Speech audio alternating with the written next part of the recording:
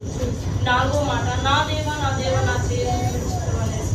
మత్తయి 27వ వచనము 45-46 వచనములు. మధ్యాహ్నం మొదలుకొని 3 గంటల వరకు దేశమంతటా చీకటి కమ్మెను. ఇంచుమించు 3 గంటలప్పుడు యేసు ఏలీ ఏలీ లామా సబక్తాని అని బిగ్గరగా కేకలు వేశాడు. ఆ మాటకు నా దేవా నన్నెందుకు చేయి విడిచితివని అన్నాడు. అలాగే కీర్తనలు 22వ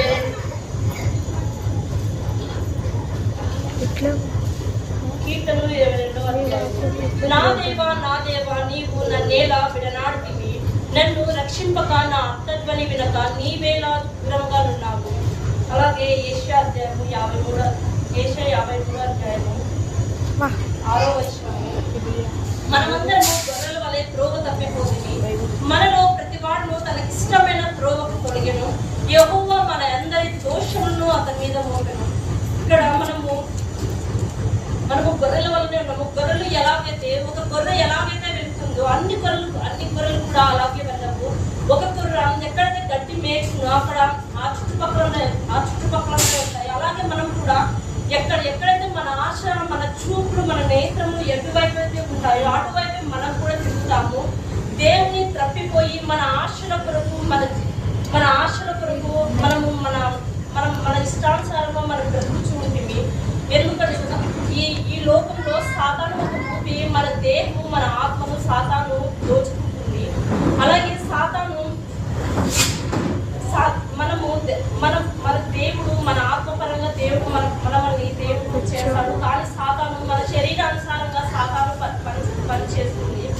అలాగే సాతాను మనలో ప్రతి ఆశను నెరవేర్చుతుంది. ఇల్లు కట్టుకోమని, డబ్బును సంపాదించమని, ఆ నగలు కావాలి, ఇవి కావాలి, అవి కావాలి, అన్ని ప్రతి ఒక్క ఇష్టం వచ్చినట్టు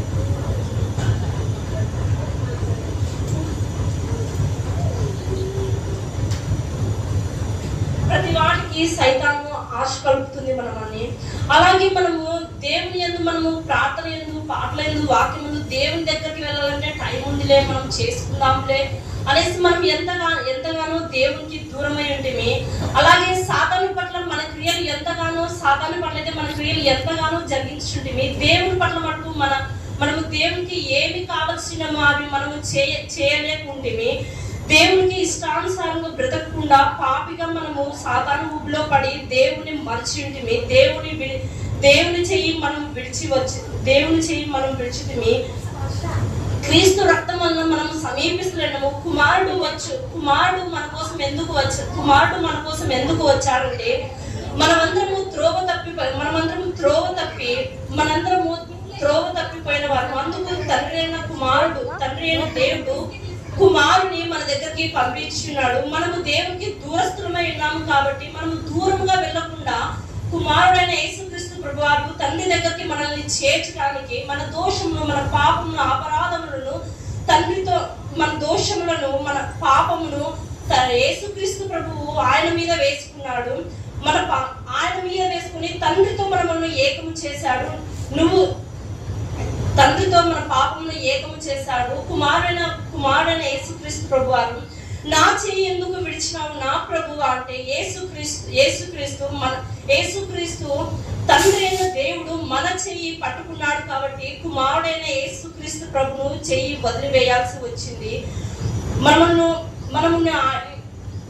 కుమారుడైన యేసుక్రీస్తు రక్తసిక్తమైనటువంటి చేతితో మనల్ని పట్టుకున్నాడు, అభిషేకించినాడు, ఆ రక్తంతో కడిగినాడు, ఆ రక్తంతో నీతిమంతులుగా మనల్ని చేసి ఉన్నాడు. మనల్ని తండ్రి దగ్గర చేసి ఉన్నాడు. అందువలన యేసుక్రీస్తు చెయ్యి వదిలిపెట్టవలసి వచ్చినది.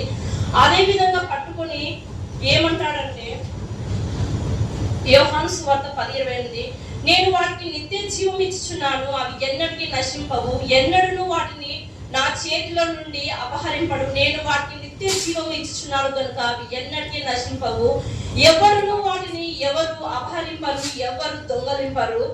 యోహాను సువార్త 10వ అధ్యాయం 29వ వచనం కూడా, వాటిని నీకు ఇచ్చిన తండ్రి అందరికంటే గొప్పవాడు కనుక నా తండ్రి చేతిలో నుండి ఎవడును వాటిని అపహరించలేడు.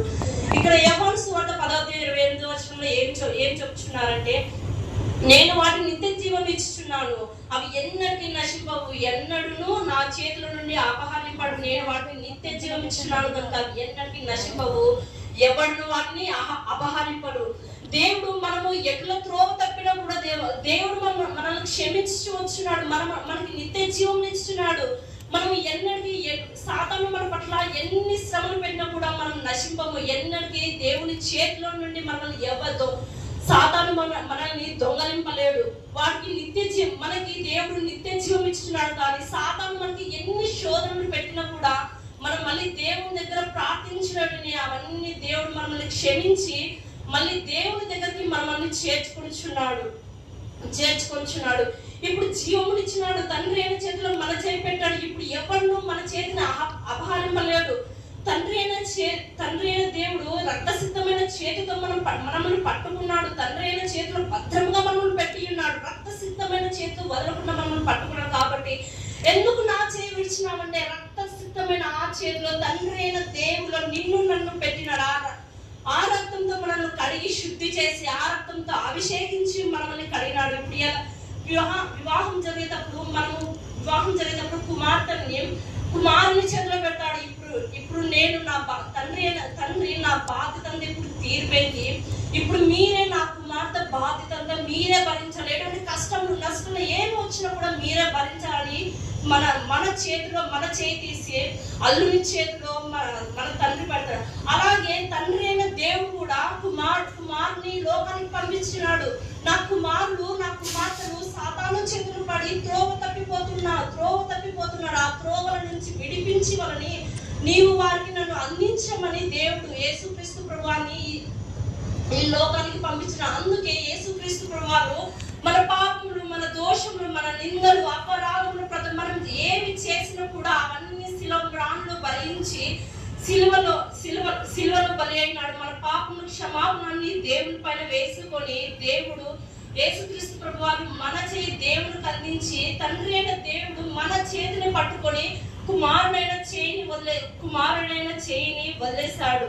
యేసుక్రీస్తు తండ్రి అయిన చేతిలో పట్టుకొని మనం యేసుక్రీస్తు ప్రభువారు మన చేయిని తండ్రికి ఇచ్చాడు. తండ్రి అయిన దేవుడు కుమారుని చేయి వదిలిపేశాడు. కుమారుడైన యేసుక్రీస్తు ప్రభువారు రక్తసిద్ధమైన చేతితో ఆ శిలువలో అంతా బలియాగము చేసి ఆ రక్తసిద్ధమైనటువంటి అటువంటి చేతులతో అటువంటి హస్తంతో మనల్ని మన పాపములు మన దోషములు అన్ని ఆయన మీద వేసుకొని మన చేతిని తండ్రి అయిన దేవుని చేతిలో పెట్టుంటే మనం మటుకు మన చేతిని దేవునికి ఇవ్వకుండా మన అవసరాల కొరకు మన పనుల కొరకు మన చేతులు మనము కిందికి వేస్తున్నాము. అందువల్ల ఈ రోజు మనం జ్ఞాపకం చేసుకుంటున్నాము, మన చేయి ఎక్కడ ఉంటుందో మనం సరి చేసుకోవాలి. తండ్రి అయిన దేవుడు కుమారుని చేయి ఎందుకు వదిలిపెట్టాడంటే మన పాపములు, మన శాపములు, ప్రతి ఒక్క భారములు కుమారుడి పైన వేసినాడు. కుమారుడు మన చేయిని తండ్రి అయిన దేవుని చేతిలో కుమారుడు మన చేతిని పెట్టాడు. అందుకు కుమారుని చేయి వదిలివేయాల్సి వచ్చింది. నీ చేయి నా చేయి ఇప్పుడు ఎక్కడ ఉందో, ఎవరి దగ్గర ఉందో మనం చూసుకోవాలి. తండ్రి అయిన చేతిలో ఉందో, సాతాను చేతిలో ఉందో మనం సరి చేసుకోవాలి. ఎందుకంటే దినములు కొంచెమే ఉన్నాయి కనుక మన చేయి ఎక్కడ ఉందో మనం సరి చేసుకోవాలి. ఈ కొద్ది మన దేవుడు దీవించుగాక. అలాగే చేదు చురుకను నేను తప్పికొంచున్నాను. ఆత్మల పట్ల దేవుడు దాహము కలిగి ఉన్నాడు. యోహాను సువార్త 19:28. అటు తర్వాత సమస్తమును అప్పటికి సమాప్తమైనది యేసు ఎరిగి లేఖనము నెరవేర్చినట్లు నేను దప్పిక కొనుచున్నాను. ఇక్కడ అటు తర్వాత తండ్రి అయిన దేవుని చేతిలో మనల్ని కలిపి ఏకము చేశాడు. మనలోని ఆయన జీవము ఆత్మయు కృప వచ్చింది. మనం బ్రతికాము. ఇప్పుడు ద్వేషం పోగొట్టడానికి ఆయన వచ్చాడు, జీవమునిచ్చాడు, రక్తసిద్ధమైన హస్తంతో పట్టుకున్నాడు. ఇప్పుడు సమాప్తం. అప్పటికి తండ్రి చెప్పినట్లు ఆ పని అప్పటికి సమాప్తం అని ఎరిగి తెలుసుకుని ఆయన ఏమంటున్నారో తప్పికొనుచున్నాడు. నేను తప్పిక కొనుచున్నాను. మనము ఈ ఎండకి కొంచెం దాహం నడిస్తేనే మనకి ఎంతగానో దాహం అనేసి నీళ్ళు తాగుతాం. అలాంటిది యేసుక్రీస్తు ప్రభువాని 7 గంటలు ఆ ఎండటిలో శిలువ ప్రాణులు ఆయన కొరడాలతో కొట్టి ఎంతో వేదన పెట్టి శిలువలో ఆయనను వేలాడదీసిన కానీ దాహము అంటున్నాడు. ప్రభువైన యేసుక్రీస్తు దప్పికైంది. కల్వరి శిలలో ఆఖరి రక్తం బొట్టు కార్చి, ఆయనలో ఎటువంటి రక్తం కూడా లేదు. మన కోసమే ఆయన రక్తమంతా కార్చిన్నాడు. రక్తమంతా కార్చున్నాడు. ఇక్కడ రెండు విధాలుగా చూస్తాము. మనిషి కుమారునిగా తప్పికైంది, ఆత్మీయంగా ఆయన తప్పికొన్నాడు. యేసుక్రీస్తు ఎర్ర సముద్రమును చీల్చి ఇదిగో ఇశ్రాయేలును 6 నేల మీద నడిపించినాడు. పేతురు సముద్రం మీద నడిచి వస్తుంటే ఎదురుపోయిన వాడు కాదా. అలాగే కీర్తనలు 78, 15, 16 వచనములలో అరణ్యంలో ఆయన బండను చీల్చి సముద్రము సమృద్ధిగా వారికి నీళ్లు త్రాగనిచ్చును. బండలో నుండి ఆయన నీటి కాలువలను రప్పించును. నదుల వలె నీళ్లు ప్రవహింపచేసెను. ఆయన నేలను అరణ్యంలో ప్రవహింపచేశాడు. ఎడారి ఆయన నోటి వాకు చేత నీళ్లు కలుగును గాక అంటే మొట్టమొదట నీళ్లు కలిగను. చేసినది ఆయనే. సముద్రం మీద నడిచినది, సముద్రముగా చేసినది, జీవ జలం ఇచ్చినది ఆయనే కదా. ఎంతో గొప్ప కార్యం చేసిన ఆయనకు తప్పికైంది. దేవునికి తప్పికైంది. చేత చురుకను అందించాడు. ఆయన సముద్రము, నీళ్లను, జలములను ప్రతి ఒక్కటి ఆయనే నిర్మింపచేశాడు. ఆయనకు తప్పికైంది. తప్పికైనప్పుడు మనం ఏం చేస్తున్నాము? ఆయనకు చేత చురుకను మనం అందించున్నాము. అలాగే యెషయా 43వ అధ్యాయం 20వ వచనంలో చూస్తే, నేను ఏర్పరచుకున్న ప్రజలు త్రాగుటకు అరణ్యంలో నీళ్లు పుట్టించున్నాను, ఎడారి నదులు కలగజేయుచున్నాడు. అడవి జంతువులను, అడవి కుక్కలను, నిప్పుకోలను నన్ను ఘనపరచును. నేను ఏర్పరచుకునే ప్రజలు తాగుడుకు అరణ్యంలో దేవుడు మనకు ఏర్పరచుకోవడానికి మనం త్రాగుడుకు నీళ్లు కావాలి. కాబట్టి మనకి ఎక్కడ చూసినా కానీ నీళ్లను దేవుడు మనకు సమృద్ధిగా ఇచ్చున్నాడు. లూకాసు సువార్త 22:42 వచనంలో, తండ్రి ఈ గిన్నె నా యొద్ద నుండి తొలగించుటకు నీ చిత్తమైతే తొలగించుము, ఆయనను నా ఇష్టం కాదు నీ చిత్తమే సిద్ధించును గాక అని ప్రార్థించను. ఎందుకలా చేశాను? గిన్నె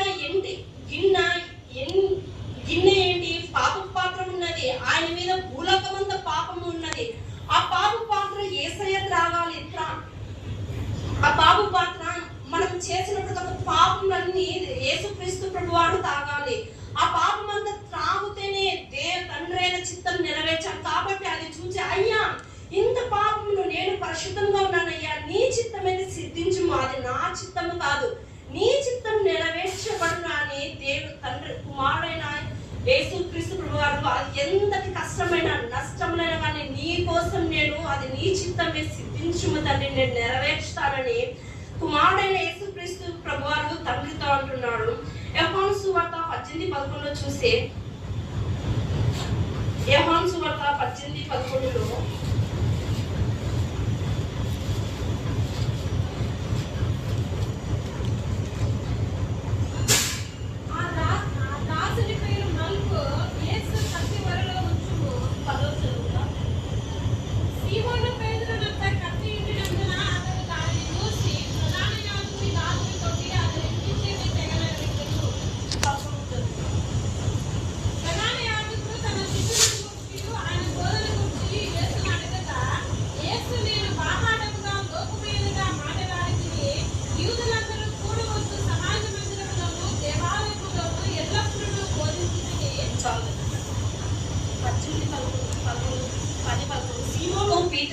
పేతురునొద్ద కత్తియుండినందున అతడు దానిని దూసి ప్రధాన యాజకునికి దాసుని కొట్టి అతని కుడి చూపి తెగ నరికెను.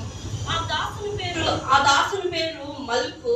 యేసు కత్తి ఒరలో ఉంచుము, నా తండ్రి నాకు అనుగ్రహించిన గిన్నెలోనిది నేను త్రాగుదునా అని పేతురుతో అనెను.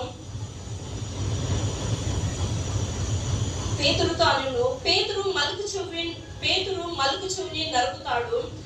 పేతురు యేసుక్రీస్తు ప్రభువారిని ఎగతాళి చేస్తాడు. ఎగతాళి చేసినప్పుడు ఆ దాసుని పేరు మల్కు, యేసు కత్తి ఒరలో ఉంచుము, తండ్రి నాకు అనుగ్రహించిన గిన్నెలోది నేను త్రాగకుందునా అని పేతురు అనెను.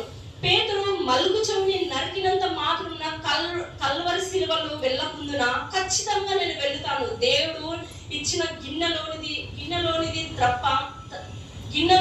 తప్పకుండా తాగుతాను అనేది నెరవేర్చడానికి వచ్చాను. ఆయన నీ పాపములు నా పాపములు కల్వరిలో మోయడానికి వచ్చాడు. ఆయన ఎవరో మనుషులు చెప్తే శిలో వేయడానికి ఆయనందుకు ఆయనే రాలేదు, మనం పరిశుద్ధంగా ఉండటానికి వచ్చాడు. పాపపు గిన్నెలోది తాగటానికి వచ్చాడు. పేతురు యేసుక్రీస్తు ప్రభువాన్ని ఎగతాళి చేస్తున్నాడు. నీవు సిలువకు వెళ్ళుదువా అనేసి అక్కడ మలుగు అనే ఒకరి చెవుని నరికివేశాడు. ఆ నరికివేస్తే యేసుక్రీస్తు ప్రభువారు అంటున్నారు, నువ్వు మలుగు చెవిని నరికినంత మాత్రము నేను సిలువకు వెళ్ళాలనుకుంటున్నావా? నేను మనుషులు చెప్తే రాలేదు సిలువకు అప్పగించుకోవడానికి. తండ్రి నేను నా చిత్తమే నేను వచ్చినాను కల్వరి సిలువ మోయటానికి అని అంటాడు. మనం పరిశుద్ధంగా ఉన్నాం కాబట్టి పరిశుద్ధంగా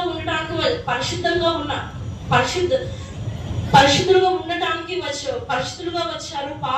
దేవుడు క్రీస్తు అయిన కుమారుడు పరిశుద్ధంగా ఉన్నాడు కాబట్టి పరిశుద్ధంగా ఉన్నాడు కానీ అయినా కూడా పాపం అనే గిన్నెలోకి తాగినాడు. యోహాను సువార్త 4:10. అందుకు యేసు నీవు దేవుని వరమునకు నాకు దాహమిమ్మని నిన్ను అడుగుచున్న వాడెవడు? అదియు ఎరిగి ఉండే నీవు ఆయనకు అడుగుదువు, ఆయన నీకు జీవజలమిచ్చునే ఆమెతో చెప్పిను. నీవెవరు నీకు తెలుసా? నీకు జీవజలమును నేను ఇస్తాను. ఇక్కడ సమరయ స్త్రీ ఇక్కడ ఉంటుంది. ఆమె నేను ఎవరు నీకు తెలుసా? జీవజలమును నీకు ఇస్తాను, నీవు ఎన్నటికీ తప్పిక కొనకుండా నీళ్లు ఇస్తా. నిజంగా నీళ్లను తాగడానికి సమరయ స్త్రీ ఒక మనిషిగా దాహం కొని ఇస్తే దానిలో మత్తు ఉంది. అందుకు దాన్ని తిరస్కరించాడు. దేవునికి దాహమైనప్పుడు ఒకరు వచ్చి దేవునికి ఆ మత్తు కలిపినది దేవునికి ఇస్తే ఆయన ఆ మత్తులోనిది, ఇప్పుడు దేవుడు ఆ మత్తు తాగితే ఆ మత్తు వలన దేవుడు మరణించారని అంటారు. దానికి యేసుక్రీస్తు ప్రభువు దాన్ని తిరస్కరించాడు. ఇస్తే దానిలో మత్తు ఉంది, ఆయన దాన్ని తిరస్కరించాడు. ఆయన మత్తులోని బాధ మర్చిపోవడానికి రాలేదు, మన బాధను మర్చిపోవడానికి రాలేదు, బాధపడటానికి వచ్చాడు. అందుకు అది పుచ్చుకోలేదు. యేసుక్రీస్తు ప్రభువాడు మన పాపములు శాపములు అవన్నీ శిలువలో బాధ పొందడానికి వచ్చాడు కాబట్టి వాళ్ళ చేతి చిరుకునిచ్చినా కూడా అది మత్తుగా ఉంది కాబట్టి దేవుడు దాన్ని పుచ్చుకోలేదు. సమరయ స్త్రీ ఆత్మల దాహం తీర్చడానికి మీరెందుకు నన్ను అడుగుతున్నారు? యూదులకు నేను తెలిసినట్లయితే జీవజలమును ఇస్తా, నీవు ఎప్పుడు దక్కుకొనకుండా ఇస్తానని నాకు. ఇక్కడ సమరయ స్త్రీ యేసు ప్రభువారు వచ్చి ఆమెను అడుగుచున్నాడు, అమ్మా నేను నీకు నీళ్ళు ఇస్తానంటే మేము యూదులు కదా అని తెలిసినట్లయితే జీవజలం ఇస్తాను, నీవు ఎప్పుడు అంటే అయ్యా యేసుక్రీస్తు ప్రభువారిని నేను దాహముని ఇస్తాను అంటే, అయితే మీరు నాకు ఎంతో ఇప్పుడు మనకి ఎవరైనా నీకు ఓర్ని వచ్చి నీకు బంగారు ఇస్తా అంటే మనం వద్దు అంటామా? లేదు కదా, నాకు ఇవ్వండి నాకు ఇవ్వండి అని అంటాం. అలాగే ఆమె కూడా యేసుక్రీస్తు ప్రభువారు వచ్చి అమ్మ నీకు నేను దాహం ఇస్తానంటే అయితే మీరు నాకు ఇస్తారా? ఇవ్వండి అంటారు. అలా యోహాను సువార్త 4:14 చూద్దాం. నేను ఇచ్చి నీళ్లు త్రాగు వాడేవను తప్పిక్కుని వాడు, నేను వానికి ఇచ్చి నీళ్లు నిత్య జీవముకై వానిలో ఊరేడి నీటి బుగ్గగా ఉండునని ఆమెతో చెప్పాను. అప్పుడు ఆమె ఏమి చేసింది అయితే ఆ ఊరేడు అయితే ఇప్పుడు యేసుక్రీస్తు ప్రభువారు వచ్చి అక్కడ ఊరేడు అంటే మరి బావ ఏదో నాకు తెలియదు, అక్కడ నుంచి నీళ్లను అక్కడ అసలు నీళ్ళు లేవు, అక్కడ నుంచి నీళ్లు తీసరికి ఆమె ఆశ్చర్యపడింది. అయ్యో మీరు నీళ్ళని తీసారు, మీరు మెస్ అయ్యానా అనేసి మీరు మెస్ అయ్యా అనేసి అప్పుడు ఆమె దేవుని మీరు యేసుక్రీస్తు ప్రభువారు అప్పుడు ఆమె గుర్తుపట్టి ఆమె ఉన్న చోటుకు వెళ్ళి పరగత్తుల గంతులు వెళ్ళి ఊరిలో ఉన్న ప్రతి ఒక్క గ్రామంకి వెళ్ళి దేవుడి గురించి చెప్పి ప్రతి ఒక్కరిని మరి దేవుని దగ్గర తోడుకొని వచ్చి ప్రతి ఒక్కరికి ఆమె దాహము తీరుస్తుంది. జీవజలం బుగ్గగా కడుపులో నుంచి రావాలంటే జీవజలం ఆమె అందరినీ తోడుకొని వచ్చింది. అలాగే మనము కూడా దేవుని దాహం తీర్చడానికి మనము కూడా ఎంతగా ప్రయాసపడాలంటే, ఇది మనము డెలివరీ అయినప్పుడు కుమారు కోసం ఎలాగైతే ప్రసవ వేదన పడతామో అలాగే దేవుని గురించి కూడా మనం ప్రసవ వేదన పడాలి. ఇప్పుడు మనం ఒకరమే వచ్చుచున్నామంటే కాదు, ఇతరులను కూడా మనం దేవుని దగ్గర నడిపించాలి. ఆ సమరయ స్త్రీ ఎలాగైతే ఆ నీటి బుగ్గల దగ్గర అది నీరు వస్తానే మీరు మెస్ అయ్యా అనేసి ఆమె దేవుని గుర్తు గుర్తుపట్టి వారి ఆమె గ్రామానికి వెళ్ళి ఆమె దగ్గర ఉన్న ప్రతి ఒక్కరిని తోలుకొని వచ్చి ఆమె తాగినది కాకుండా ఆమె ప్రతి ఒక్కరు కూడా దాహం తీర్చిన. అలాగే మనం కూడా మన దేవుడు మనమొకటి నిలబడి మనమొకటి దేవుని జీవించకుండా ప్రతి ఒక్కరు కూడా మనము దేవుని గురించి మనం కూడా ప్రతి ఒక్కరికి చెప్పి ప్రతి ఒక్కరిని మనం కూడా దేవుని దగ్గరికి నడిపించే వారిలాగా ఉండాలి. యోహాను సువార్త 7:7 నాయందు విశ్వాసం నుంచి వాడేవాడు లేఖనము చెప్పినట్లు వాని కడుపులో నుండి జీవజల నదులు పారునని బిగ్గరగా చెప్పాను. నీలో నుంచి ఆత్మ పొంగి వస్తున్నప్పుడు ఇప్పుడు మనకు సంతోషం వస్తే కడుపు పట్టుకొని నవ్వుతాం. అలాగే దేవుని ప్రార్థనలు అభిషేకములు కూడా మనం దేవుని యందు భయభక్తులు కలిగి దేవునిలా నిలిస్తే కడుపులో నుంచి మనకు దేవుని ఆత్మలు దేవుని యందు ప్రార్థన విశ్వాసములు అటువంటి దేవుని మహా గొప్ప కార్యములు కూడా మన దగ్గర జరుగుతాయి. మన దగ్గర అటువంటి కార్యములు జరిగినప్పుడు మనం ఉన్నాం కదా, మన నోరు నిలకడకున్నది నాకు వారు అది చేసినారు ఇది చేసినారు అని చెప్తాం కదా. అలాగే మనం కూడా మనం దేవుని యందు భయభక్తులు కలిగి దేవునిలో ఉన్నప్పుడు మనం కూడా దేవుడు నాకు అది చేశాడు ఇది చేశాడు అనేసి మనము వేరే వాళ్ళు పక్కన వచ్చినా కానీ వారిని పిలిచి కూడా మనం నాకు దేవుడు ఇలా చేశాడు మీరు కూడా మారు మనసు పొందండి అనేసి మనం కూడా వారి గురించి మనం కూడా దేవుని గురించి చెప్పేవారిగా మనం ఉండాలి. అలా చెప్పలేకుంటే ప్రార్థనలతోనూ పాటలతోనూ వాక్యంతోనూ ఏదో విధంగా మనం ప్రార్థనలో కూడా గడపాలి. పాటలతోనూ వాక్యంతో దేవుని స్థుతించి ప్రతి ఒక్కరి కొరకు మారు మనసు పొందడం కూడా మనము ప్రార్థన చేయాలి. ఆమె ఎలాగైతే దాహం తీర్చిందో మనం కూడా దేవుని యందు అలా దాహం తీర్చేవారిగా ఉండాలి. మనం కూడా దేవుని యందు దాహం తీర్చేవారిగా ఉండాలి. దేవుని యందు మన కోసం దేవుడు ఆ చేదు చురుకనే తీసుకున్నప్పుడు మనం చేసే పని ఏది చిన్న ఆవగింజంత విశ్వాసం కూడా మనలో లేకుంటే మన జీవితమే ఒక వ్యర్థం అవుతుంది. అందుకని మీరు జ్ఞాపకం చేసుకోండి. నేను మీకు చెప్పేదానికి కాదు, ఎందుకంటే యుద్ధంలో జరుగుతున్న రాకడలు కూడా చాలా ఎక్కువ రాకడ సమయం కూడా దగ్గర పడుతున్నది. మనము దేవుని యందు బలంగా నాటబడిన వారే ఉండాలి. మనము ఎక్కడికి వెళ్ళలేం కానీ మీటింగ్స్ వెళ్ళలేం కానీ మనం ఉండే చోటనే దేవుని పాటతోనూ వాక్యంతోనూ ప్రార్థనతోనూ దేవునిలో మనం బాగా గడపాలి. మన కుటుంబంతోనూ ప్రతి ఒక్కరిని సన్నిధిలో గడపాలి. అటువంటి ఆదివారం ముందు మందిరానికి రావాలి, మందిరంలో గడపాలి. అటువంటి కృపను మనకి దేవుడి ఇటువంటి సమయం మనకి దేవుడు ఇచ్చాడు. ఈ సమయంలో ఎంతో మంది ఉన్నారు. మనకి ఈ సమయం వచ్చి కూడా ఈ సమయం ఉన్నా కూడా కానీ మనము వృధా చేసుకుంటున్నాము. అలాగని నేను దేవుడి కొద్ది మాటలు దీవించుకున్నాను.